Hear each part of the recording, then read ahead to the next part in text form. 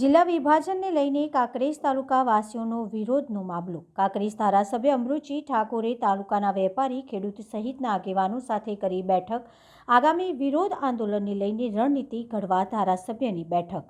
Thara rest હાઉસના conference હોલમાં ધારાસભ્ય આગેવાનો સાથે બેઠક કરી મંત્રણા। અહેવાલ જયંતિભાઈ ઠક્કર, સિહોરી, કાંકરેજ। બનાસકાંઠા જિલ્લાને વિભાજન કરીને અલગ જિલ્લો બનાવ્યો છે। જિલ્લાને હું આવકારું છું, પરંતુ કાંકરેજ તાલુકાને જે થરાદ જિલ્લામાં સમાવેશ કર્યો છે એ યોગ્ય નિર્ણય નથી।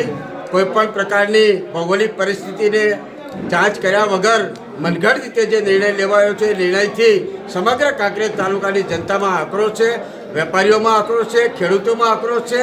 અમે સરકારને વિનંતી કરીએ છીએ કે કાંકરેજ તાલુકાને બનાસકાંઠા જિલ્લામાં જ રાખે અને કદાચ સરકારને કાંકરેજ તાલુકો બનાસકાંઠા જિલ્લામાં ના ગમતો હોય તો અમને પાટણ જિલ્લામાં સમાવેશ કરી દે એવી અમે વિનંતી કરીએ છીએ। આગામી શું કાર્યક્રમ છે? આજે અહીંયા થોડાક અમે વેપારી મિત્રો, અમારા પાર્ટીના ચૂંટાયેલા પ્રતિનિધિઓ, અમારા હોદ્દેદારો સાથે થોડીક વિરચના કરી લીધી કે આવનાર સમયની અંદર સરકાર આ માન્ય ન રાખે તો આવનાર સમયમાં કયા પ્રકારના જલદ કાર્યક્રમો આપવા એના માટે થોડીક ચર્ચા વિચારણા કરી હતી।